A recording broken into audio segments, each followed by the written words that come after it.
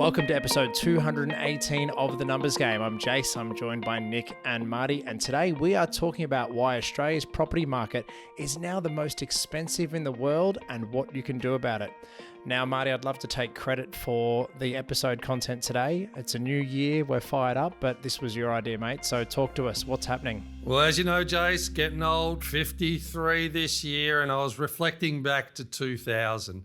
Year 2000, I was thinking, geez, how much simpler and easy it was to get into property and how times have changed and how we have to really be thinking about different sort of resources in this day and age to what it was back then. And just to give the audience an indication, like back in 2000, you could buy a property in the middle belt of Melbourne, say like a Nunawading or a Mitcham, somewhere around the 170 to 200 range, and you'd have a mortgage pretty much around 180 grand, right, to get in. So the gross income average around that time was around about 45,000. But just to give you a breakdown of some basic numbers, you're probably pulling in around 3,344 a month, and your mortgage is around about $1,022 a month on 180 grand mortgage. Now, you had about 30% of your income going towards the mortgage. Cost of living was very different. So cost of living is probably $1,000. You could raise, 2 kids and do it quite well. You'd still have 30% of savings left to enjoy life and do other things. So kind of like the system supported the system. You get a good job, you can play the game really well, and pretty nice when you hear those numbers back then, right? Nick, what do you think? That's a long time ago back in the ancient days, but... Well, first thing I think is it's not that long ago. I'm 42. I feel like the gap between us is getting bigger. In looks maybe, but... but no, it doesn't feel that long ago, Marty. That's the thing. 2000s was when I was finishing uni and coming into the workforce. So it's not like we're talking, 100 years ago. Like we're talking, pretty much in line from when we started our business a few years prior to that. So first thing I think about is, wow, that's not that long ago, and how quickly has it done? How quickly has it grown in such a short time period? And the thing I worry about is I think back to 2000 and you go, you could have a one income home on 45 grand, carry a mortgage, carry a good lifestyle. You could have one parent looking after the kids. Life's pretty good, right? You could map out your family life and the future from that point. I fast forward now to 2025, just to give you some equivalent numbers there, where the average wage now is 87 grand. And I get there's people at various levels, some more and some obviously less as well. But that's 5,698 net per month that you pull on that. But if you had a mortgage of at least, let's say 750 at 6.2%, that's $4,618 per month. Now, that's one person's wage, let's say. That's 81% that's allocated to the mortgage. So you really have to have two people working in this day and age to get into the market. And I think how uniquely different that was to back then. And you need to think about different strategies around that. So the cost of living, though, is also 3 to 4 times higher than it was in 2000. And that's probably being very conservative, right? So where it was $1,000 you get by a month, now you'd have to have at least, somewhere between 3 to 5, and depending on your lifestyle. But very, very interesting. And I was thinking to myself, what would be the equivalent that I would need to earn in this day and age to have that same level of comfort? So what would you think that would be? Jace, take a guess as to what you'd have to earn to get that same level of comfort as you did in 2000. Just mathing it out. Skywards of 200,000 for sure. Has to be. You're right on point. It's the equivalent of 250 grand gross, earning 13,500 net, which is still 34% of your mortgage repayment at that level if you were borrowing 750. So, and like I said before, you have to take into account not everyone's earning the average wage, but it gives you some indication of how things have changed in regards to our society and how we go about things, and more people in the workforce as well. So here's me thinking, like, we must be expensive in Australia. And I thought I'll go and do some research in regards to, all right, well, where do we sit here? And I just did some research on the top capital cities around the world and seeing who the most expensive were in the world compared to medium incomes.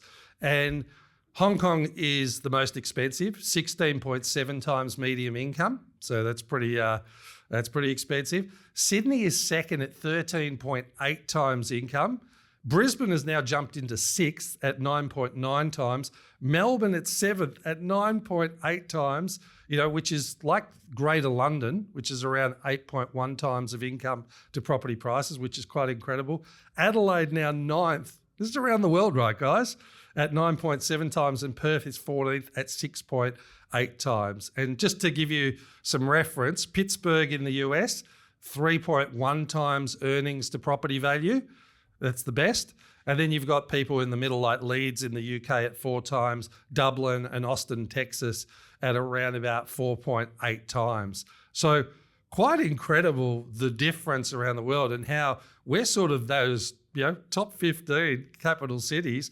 And we've only got 5 cities as well. It's not like we can go travel somewhere and have 52 cities to find a cheaper area. It's the main 5 cities certainly take up most of the population. So any thoughts on that initially, Nick? No, I'm just thinking about things like childcare.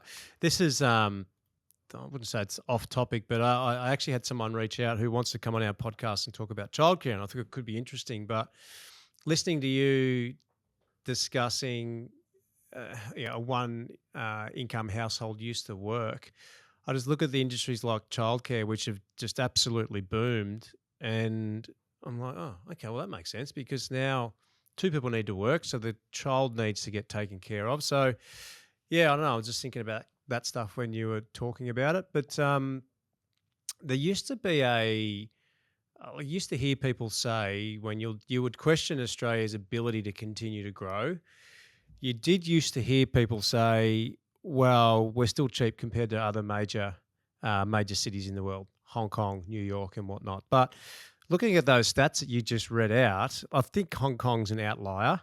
Yeah. For obvious reasons, it's just difficult to build more property. We're not anymore. Like we've caught up. We're more expensive than the US, which kind of makes sense. But when you're rattling off places like Adelaide in the top 10, Adelaide in the top 10, like that's crazy when you think about it because Adelaide's been in the past been seen as a state that wasn't that desirable, particularly in this country. So that to me says, well, how much room is there to still go, and does it get any more expensive, or do you just continue seeing like you're seeing in Hong Kong, where only the wealthy can own property, and that's the argument that's floating around at the moment, particularly in this country, is are we forcing wealth and more wealth into those that can afford property versus the younger people coming through? Well, New York's about 8.1 times income. Now, maybe higher incomes as well, obviously, but still, in comparison, it's an interesting stat. Well, look, to be honest, I think we've kicked off this episode. It's quite depressing, the thought of how much it is to buy property, how little it is, our median incomes compared to this. So don't worry, Jace. I've got the good stuff coming up later. Don't worry. For Aussie families at home, we want them to succeed. And I feel like they're coming to the numbers game to learn all these tips or tricks or, the things that they don't know before they listen to this. So I'm really hoping you've got a solution for me, Marty, because, thinking back to 2000s was, GST came in then, John Howard, but 2005 I was finishing uni and whatnot. So I was like, uni, high school even? But yes, I agree. It doesn't feel like that long ago, but in saying that, I did see a silly video that popped up of a girl at a bar trying to buy a drink and her ID said 2007. And the bartender was like, nope, you can't get a drink. You're not 18. And she's like, check my ID again. So all of a sudden, like you got kids, like babies from 2007 are now at bars buying drinks. So, time is a weird thing. And you both make really, relevant points, Nick, to your childcare, observation. Like you look at the birth rate in 2008, and most average families had 2.02 kids per household. That's now dropped in 2024 to 1.2 kids per household.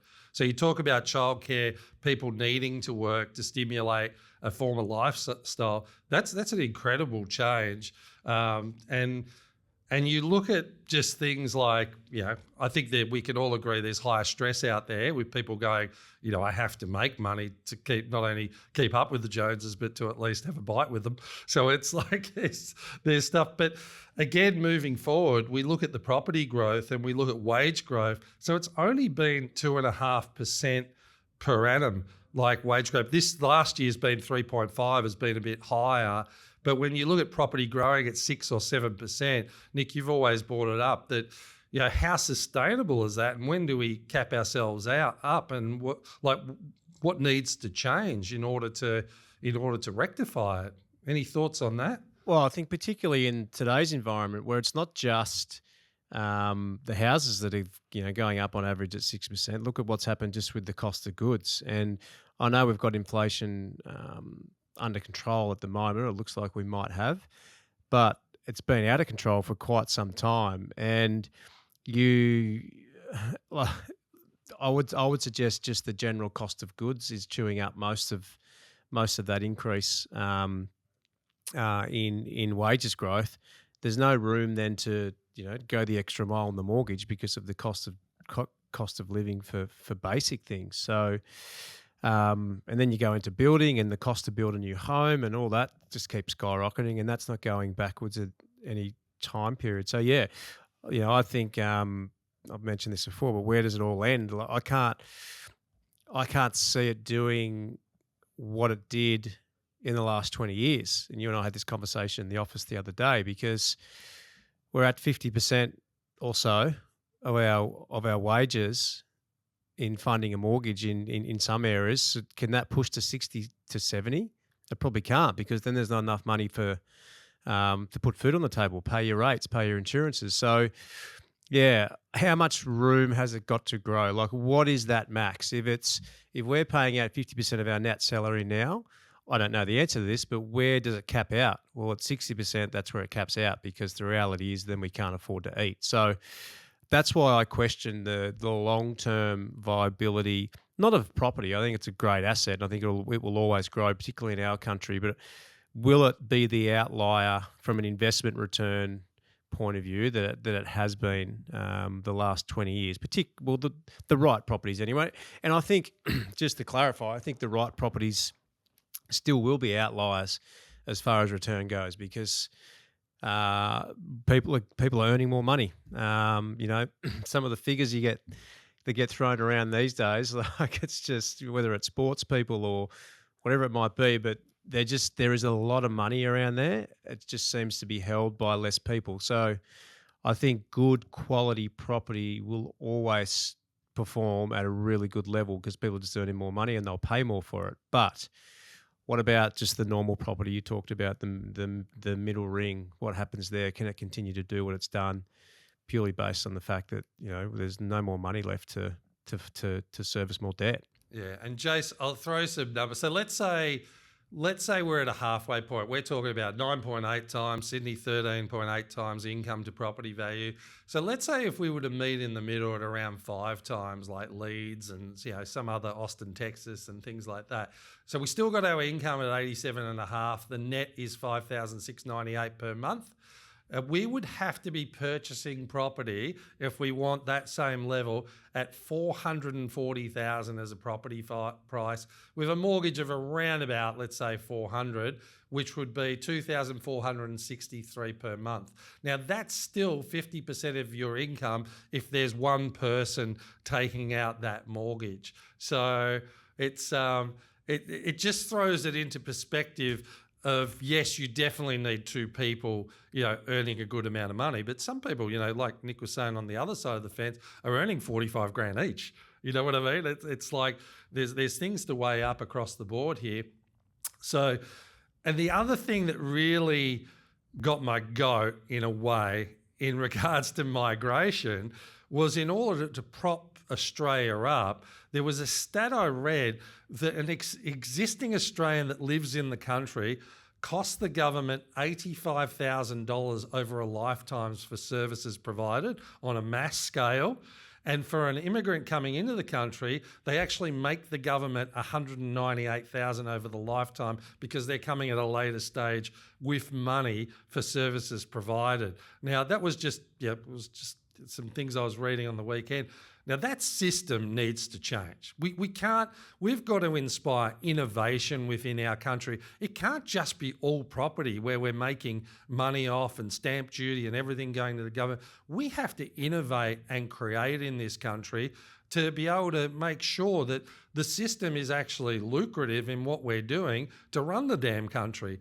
It's crazy. And we're expecting 2.1 million immigrants to come in over the next 5 years. And I've got no problem. My dad's an immigrant. No problem with it at all. But I'm going, but we've got to do that in order to make sure we're okay.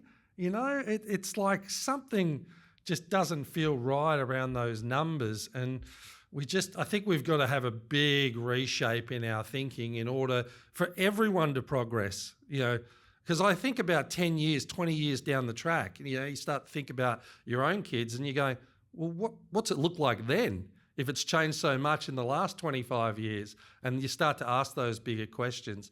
Yeah. Thoughts, Jace? Mate, it's just brain exploding with everything you're throwing at me. It's a scary thought to think of that future, but it's a future that we're all going to be here for. I mean, fingers crossed, touch wood. I'm sure we all plan, at least everyone here plans on living for another 30 or 40 years, give or take. You guys might. But So give or take. You know, and we are going to be facing this world where, you know, I just mapped out in the background, you know, if in Melbourne, as an example, I think we'd just say we were on the list, seventh most expensive at 9.8 times income. If we keep going at 2 to 3% wage growth and then property prices go up at 6 or 8%, very soon that becomes at 12 times income within 5 years, 5 to 10 years. So it continues to get further and further out of reach, but there's no world at the moment where I see wage growth being above property growth unless something drastic happens. And like Nick said, at some point, there's got to be a point where property prices stop what they've done every year for the last, well, in Australia, what is it? We're at 70 years of straight property price growth on average across the board. So maybe a little bit more now. That might be an old stat. But yeah, so I think, you know, what are the options? I mean, taxes, we've talked taxes before. I think the GST rate should go up and I think income tax should come down. That would then mean if you've got more money and you're spending more money, it's being collected through goods and services, not just on your income tax. And it means people who then get more money in their pocket can choose selectively on how they spend it and where they spend it. And yeah, even the childcare thing, you know, Nick, you'll be facing that at some point in the near future as well. But you know, the whole thing, it just amounts to what creates a sustainable future for Australia. You know, yes, there's less kids per household, but then, you know, we continue to bring in migrants that have a net positive benefit to us, which is great. But why is it that? Like, why, you know, if you're an Australian that's here, why are you having an impact on welfare and the health system and everything else? Like, there's an underlying inherent thing that is wrong with this country. If it's failing, being born here and being an Australian, you end up costing the government money, whether that's the health system, obesity, whatever it is. There's, you know, and look, on this podcast in this format, there's a lot of big problems that we're not going to be able to unpack. But yeah, look, I can't even give you that many answers, Marty. It is mind blowing, and maybe what we do need to do is come back into something that we can take away and get me back to feeling good, because you've got me really worked up about this. Well, let's turn the ship very quickly now. But if people are getting into property, because it's still, like you say, a strong asset class, is you've got to pay down debt quickly. You can't just sit on debt for 30 years and, you know, double the money for the banks out there. You want to get in, you want to have a strategy to get back to that 5 times income cover, you know, and get that debt down to those, you know, 400, 500 levels where it's sustainable and you can live a life. I think that's really critical. So often people get into mortgages, they just let it slide on the whole, and, you know, the banks end up making the money on it. So really get into a mortgage and then create a strategy to get that mortgage down ASAP, because then you're creating equity and you're creating future opportunity for you and your family. Critical. I think that's absolutely critical. I think there's going to be a massive, and we've talked about this previously, the Gen Xers and the Boomers. Really, we've got to think of new investment ideas of how those generations can allocate money directly to their kids with some sort of investment advantage for the Boomers, like almost a instrument that instead of just using equity in a parent's home, which you can do to get in, but you've got to repay the debt quick, something where if Boomers have money available, that they can pass that down to the children before they die, but there's some sort of investment benefit in doing it. So then the kids don't have to pay as much, and then there's a direct benefit going to the parent as well. So I think there's something that could be done there that's probably not as restrictive as having higher and higher debts. So it's just a thought process.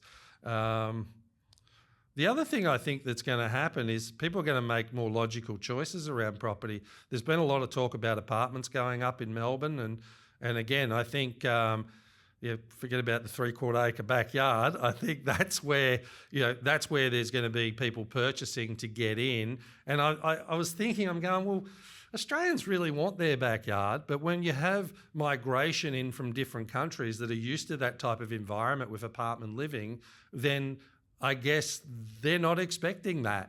So I go, there could be a big opportunity for prices to go up there into the future. Similar to what's happening on the Gold Coast with a lifestyle choice. People are getting into apartments because they're just priced out of housing at the average level. Brisbane's another one, mate. And you would think Brisbane, and this isn't to stereotype any state, but you would think if any state was going to be anti-apartment, I would suggest it'd be somewhere like Queensland, because they're used to bigger properties, less CBD kind of action historically. That's obviously changing.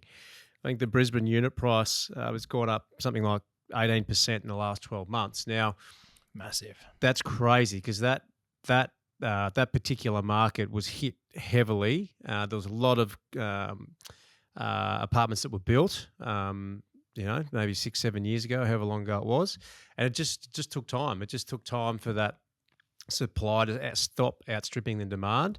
Now the demand is there. There's nowhere else to go. So to your point, you've got people coming in that are used to maybe living in an apartment, that aren't used to a 500 square metre backyard, and it purely just becomes a price point. It's we don't have another option. So we need to go into an apartment because we don't have the ability to buy a townhouse or a house. So yeah, something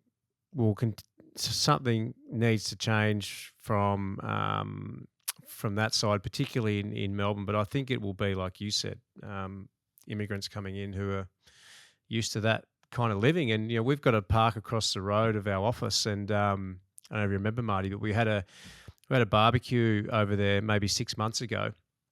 And what was interesting was, and we're just near Flagstaff Gardens, so we're very close to CBD. A lot of apartments around us. What was interesting is the people that were lined up to use the barbecues in the park. So I think there's 2 or 3 barbecues over there where you come and put your coin in and you're away. So we went over there just thinking, we'll just walk up and, cook our sausages and our burgers, no problem. No, there was a lineup, and you could tell it was people that lived in the apartments, and that's what they did. It was a Friday afternoon, and they would come out. They obviously didn't have a barbecue, but they would come out and they would sit in the park, and they would look like that's what they did, at least once or twice a week. So that for me was an eye-opener to go, okay, well, geez, these people are living in apartments, and this is how they're getting out and about. It's not just we're in the city and we're going somewhere out for dinner. We can actually go to the park, got a bigger area to run around. There's lawn bowls there, there's bocce, and we can actually sit there and have a barbecue. So that was a real, I always think back to that moment and think, I wouldn't do that, but other people are doing that and are more than okay with it. So there's the rise of build to rent now as well, because there's that the huge growth in that. I think Melbourne leads the way with about 6,500 apartments under construction, and there's another 5,000 give or take in the pipeline. So if you look at the development pipeline around build to rent, that's I guess their way of identifying that, well, hey, we need more places for people to live, but they're not going to be able to necessarily buy an apartment for $1 million. But these big venture capital mobs and huge investors have pulled their funds together and gone, cool, let's build apartment buildings, and they're purely 100% rental only. And we'll own the whole building and we'll own all the services, and then they create a marketplace around it. They get a hairdresser involved and a shopping center underneath, and they get rent, and all of a sudden they can make referral comms on sending everyone from the apartment to the particular restaurant or shopping center. And yeah, it's going to be a bit of a different world when they start popping up left, right, and center. But again, if it solves the giving someone a place to live when they go, look, I don't need to buy an apartment in Melbourne, but I want to live there. You rent where you want to live, and then maybe, yeah, as you said, Marty, that $400,000 home that you can afford based on your salary, you've just got to buy it somewhere out regional and stick that on the market for rent as well. So then you're starting to solve some problems for yourself and for somebody else. And that's the thing. Sometimes we get so structured in our thought processes of what life needs to be based on history. And all I'm doing is challenging the audience to think about what is possible given the circumstances, the new set of circumstances coming up. And it might be, yeah, absolutely buy, pay down debt, get yourself in a stronger position. I'm not discouraging that at all. But I go, think about alternate options where you might buy regionally. Maybe you subdivide a property into two and create some cash flow for yourself, or create some equity for yourself. So it's going to be a skill environment. You're going to have to learn new skills in order to get that upside and get ahead. And I think, again, I think, people, what concerns me is that people are sort of going, geez, I'm not getting to where I want to get to. And don't worry, it's like there's a lot of people like that, because that's what the system is at the moment. But again, people are going into crypto. People are trying to speculate at high levels, trying to get the 600 grand win somewhere because they want to get ahead. And what concerns me about that is the vulnerability in that, of putting it all in the line in something really speculative and then burning any opportunity they might have as well. So again, not to do it, but have a methodology around whatever you're doing that makes sense to build your future sustainably into the future. So like I said, I think that learn, upskill. If you can manage your money and manage projects, you can still get ahead. Maybe it's someone starting a business when they're 21 years of age that usually wouldn't even think about that because they want to create that higher income and they have a novel idea.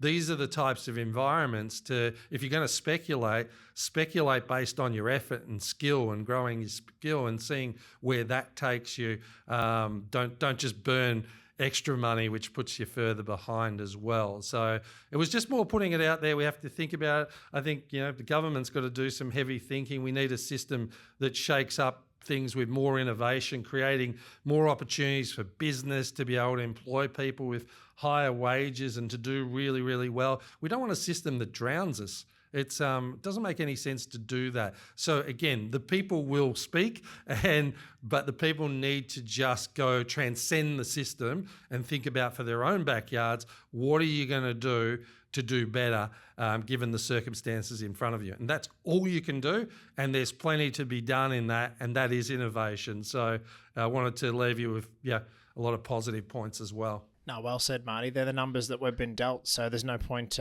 dwelling on it. You need to find innovative solutions and come up with things that you can do. And what I think you can do, if you have listened to this and think, oh my God, I don't even know where to start or where to end, well, come and talk to Marty and Nick, the team at Innovate. Obviously, full of mortgage brokers, financial planners, and just absolute gurus that'll be more than happy to help you out. I know myself, after hearing what Marty's just gone through, I think I'm going to book a sit down with the team and get some things off my plate as well. So thank you for listening to another episode of The Numbers Game. It's great to be back for an all-new season and another year in 2025. If you're listening in the back catalogue or listening right now, it's great to have you back and great to have you here listening.